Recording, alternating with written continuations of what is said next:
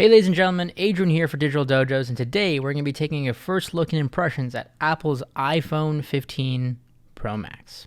So yesterday, after a whole situation with dealing with FedEx and a missed delivery, I finally have my iPhone 15 Pro Max in hand. I did unbox this yesterday, and I've only used it for less than 24 hours. I'm coming off of the iPhone 14 Pro Max, so have a kind of one-to-one comparison in terms of look and feel. But this is the all-natural titanium 512 gigabyte iPhone 15 Pro Max, so the biggest model out there. Unboxed this yesterday, and pretty straightforward. The unboxing experience, very simple. Packaging for Apple nowadays is getting in line with their eco-friendly movement, less and less in terms of what's in the box and included. You have your charger, you have your phone, and initial impressions out of the box in terms of opening this was that the phone is significantly lighter, and we kind of heard that and knew that in line with their move to this titanium finish and frame coming off of the aluminum build in the previous generation. And it's led to some interesting feedback. Initially, I know when I did the 13 Pro unboxing, the 14 Pro unboxing, a lot of people tend to associate quality with that kind of weight distribution, that feels good in the hand. And this is no exception. It just feels significantly lighter with that new build. And it's going to be interesting for some people. I think they will love that, and it's easier because you're holding such a big phone, especially the Pro Max, in your hand. Having it be lighter is nice for prolonged use. And just general day-to-day carry. On the other hand, some people might feel like it feels too light, I'm sure. Getting some opinions of people who feel like it feels almost cheaper because it's so light. It's adopting, again, that titanium finish similar to that of the Apple Watch Ultra here, so it has the exact finish. I got this new all-natural look in color, which is their latest colorway, which some people love, some people hate in terms of just, what it actually looks like in real life. I think some people were expecting it to be more of a beigey taupe color, where this is definitely more of a silver gray tone overall. Personally, I'm a big fan of it. The titanium finish, again, titanium is supposed to be much more durable in terms of its actual build quality. This is a PVD coated titanium, so it's not painted or anything of that nature. I think there's a lot of misconception around that. And it's led to some speculation online around discoloration and manufacturing defects. Personally, I have not had any noticeable manufacturing defects on my phone outside of what people reported around the discoloration around the buttons. It's hard to see now, but I'll try to get some close-ups of it, where around the button area, people were reporting small semicircles of discoloration around that on the outside band. However, Apple did update their cleaning site and cleaning instructions around the iPhone 15 to note, you will notice that for the 15 Pro and Pro Max, the oil from your skin might temporarily alter the color of the outside band. By wiping it with a soft, slightly damp, lint-free cloth, it will restore the original look. So it's not necessarily a manufacturing defect, more so this is the material you're dealing with, and when it interacts with our grubby human fingers, that's kind of the reaction it gets at times. And I did see that, did notice it, and when I did wipe it with a cloth, the discoloration completely went away.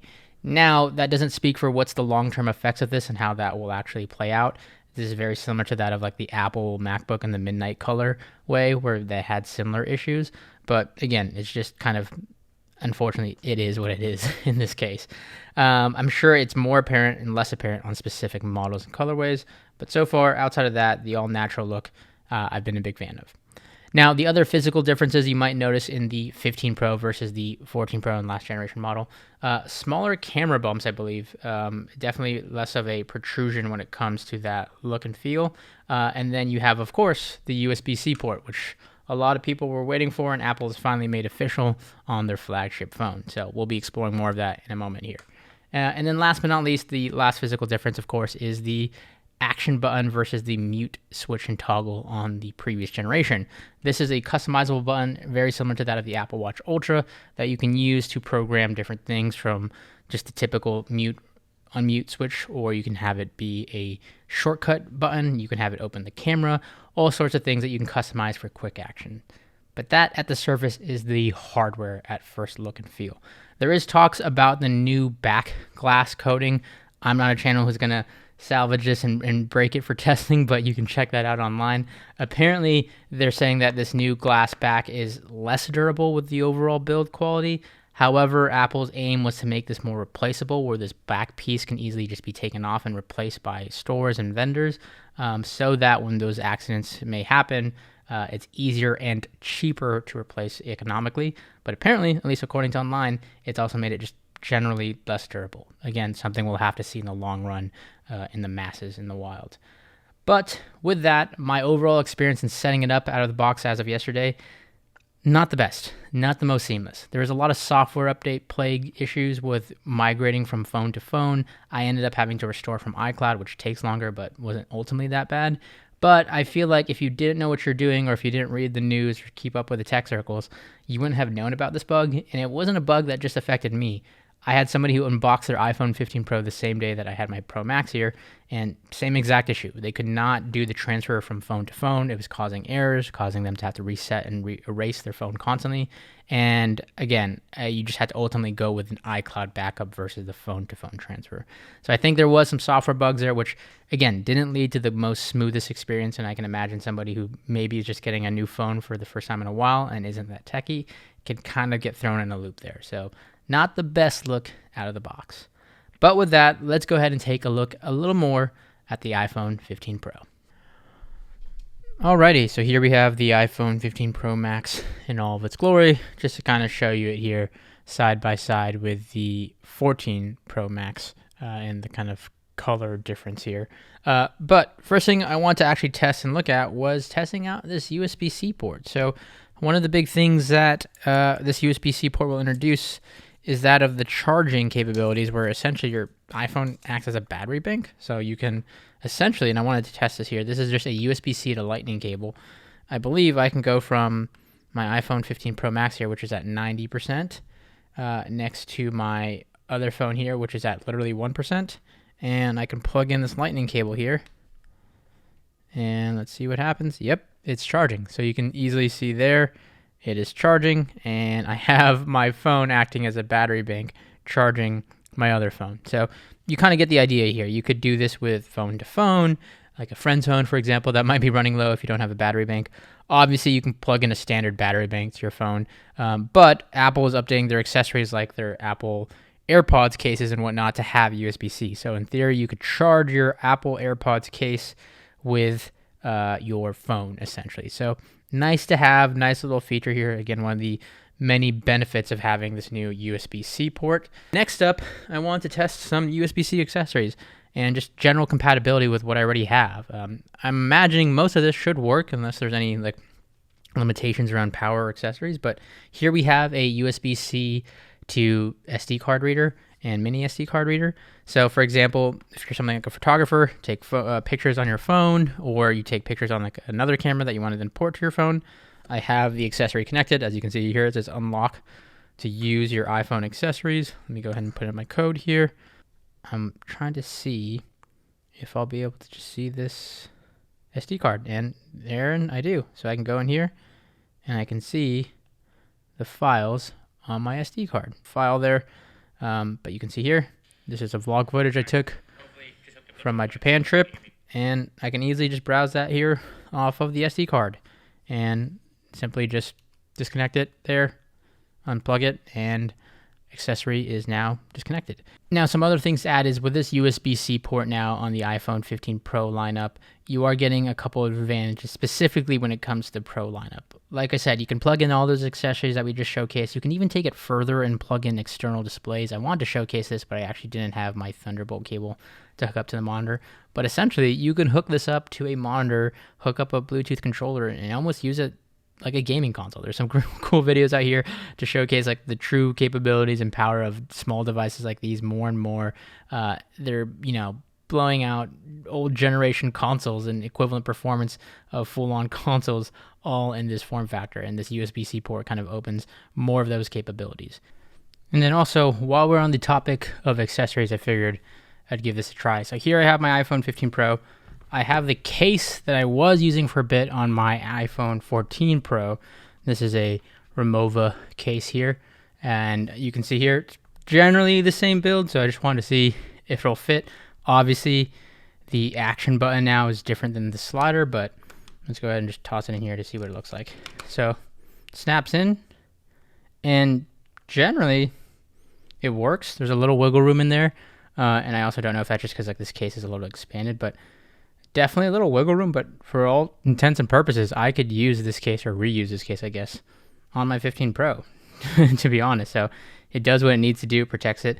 The port accessibility is still fine.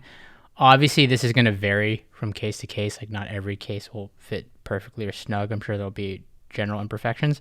Volume buttons operate fine. Now, the one thing in this case, all pun intended, is that the action button, like, it's almost impossible to hit the action button from here on this case, because generally you're using it to slide. So you're going to want something that's a little bit more flush for cases where you want to access that action button depending on however you program it. So figured worth a shot just to see if this case could be reused, and just a general idea of like how it would work on previous cases. Obviously, all the iPhone 15 cases will be coming out now at launch. So here we have Call of Duty Mobile, which is nothing new, obviously, to the platform, but you're getting smoother performance here on the newer device. Hey, first blood. I do not play this game at all, so controls are new to me, but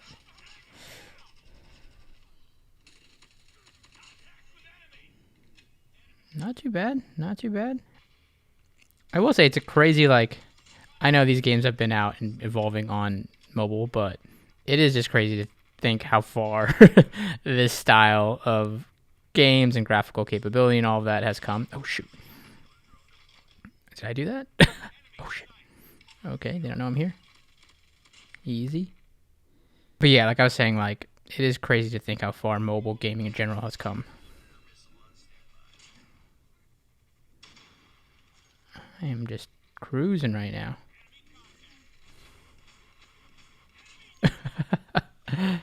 Hey, look at that. Flawless victory.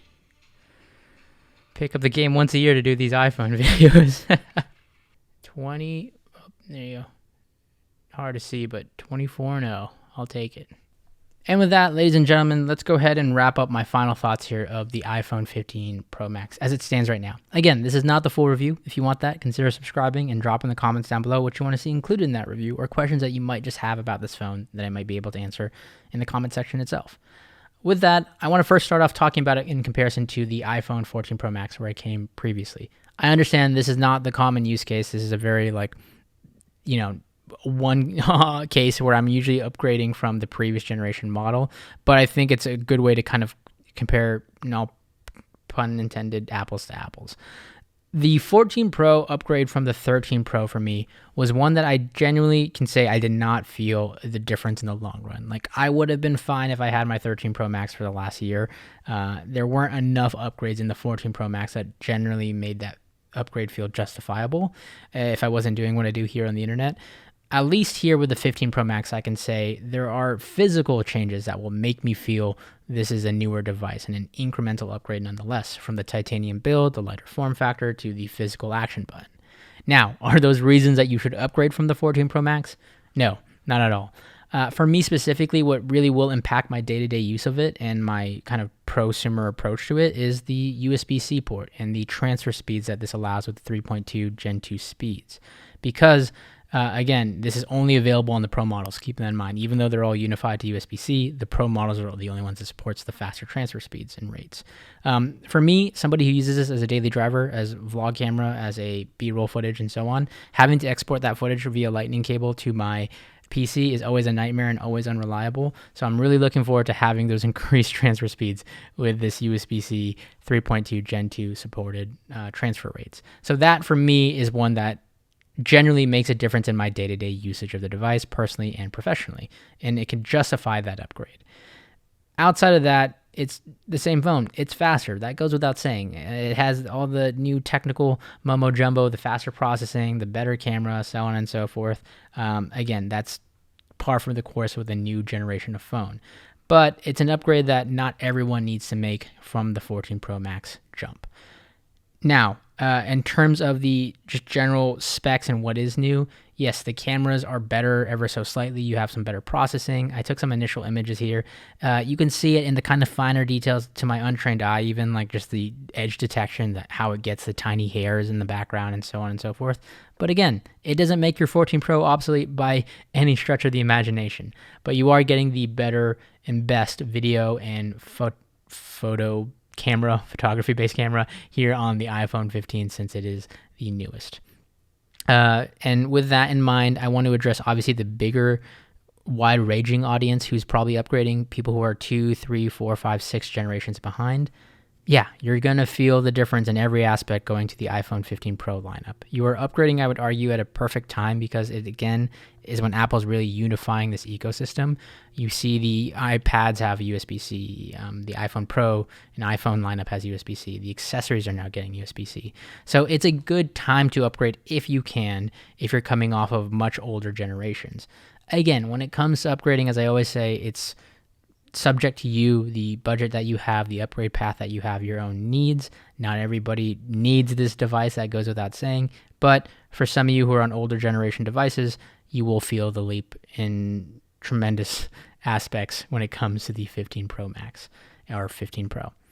And with that, ladies and gentlemen, that wraps up my initial look and first thoughts of the iPhone 15 Pro Max. As always, thanks for watching, and I'll catch you all in the next one.